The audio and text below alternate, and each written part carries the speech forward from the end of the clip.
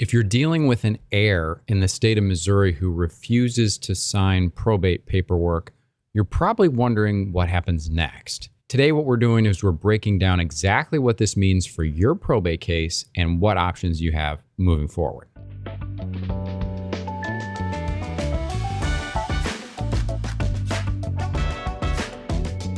Hi guys, my name is Dan Schnurbush. I'm an estate and probate attorney out of St. Charles, Missouri.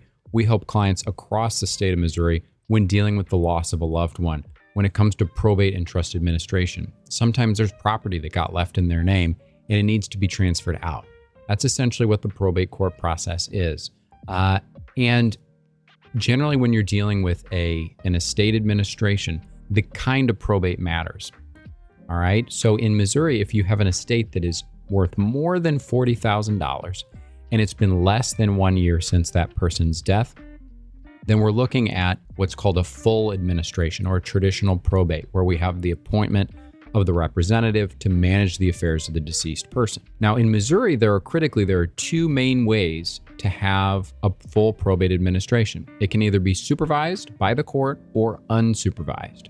Now, an unsupervised or independent administration is generally the way that we want to go. It's generally the easiest and fastest way to get through the probate court process whenever a full administration is required.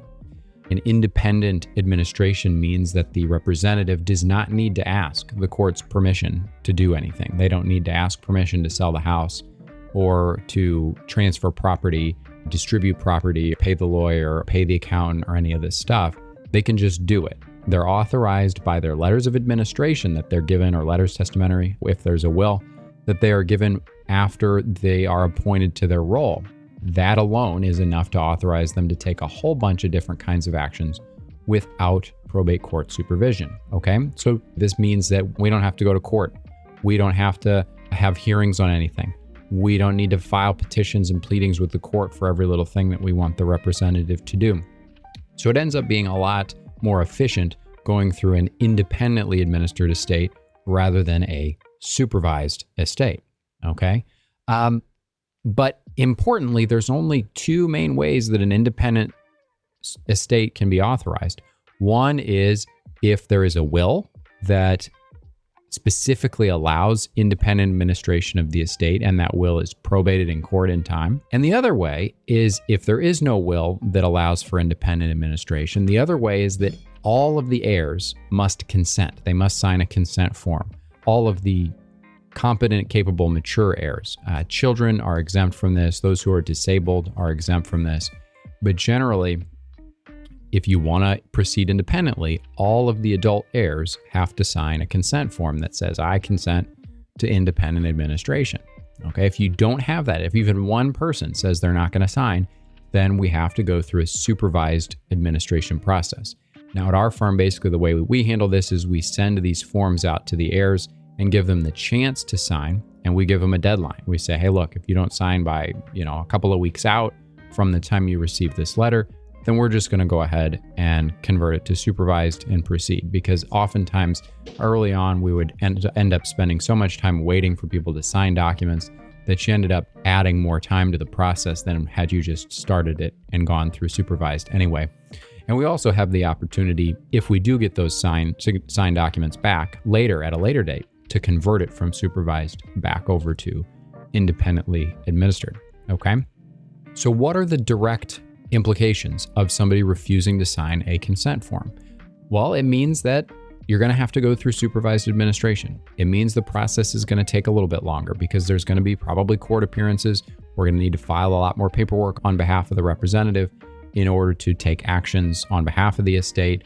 It's going to be an audit process from the court, especially when it comes time to close. The court is going to audit every transaction that went in and out of the estate, which can be a good thing in some situations, and we'll talk about that in a minute.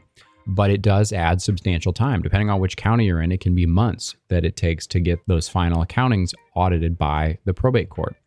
So it does add time. And consequently, it will generally also add costs, because if there's more time and more labor and work involved, then the attorney is going to be incurring more time and cost as well. So the cost to the estate end up being higher as well. So a couple things to keep in mind when making that decision, if you're an heir and you're deciding whether or not to sign. Now, The most common scenarios where we see this happen are where somebody doesn't trust the representative. It's usually siblings somebody doesn't trust, or they don't trust the stepmom or something like that, where we're missing a consent, usually for one of those reasons. Sometimes it's because there's an heir missing who we simply cannot find. Maybe they're in jail somewhere and we just don't know, or we can't find the information about where to locate this person. Missing heirs can sometimes also cause a supervised administration.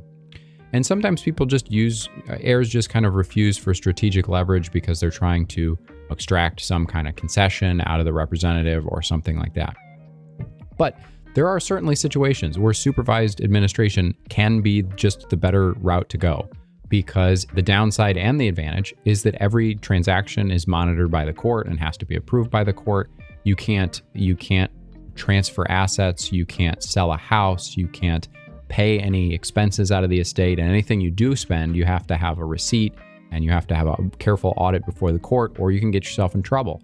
If there is any mistrust or anything like that, a supervised administration can actually be a great way to make sure that things are done by the book. No matter what kind of administration we're engaging in, if it's independent or supervised, we're still going to have to go through the process. We're still going to have to make sure the estate is open, the inventory is filed.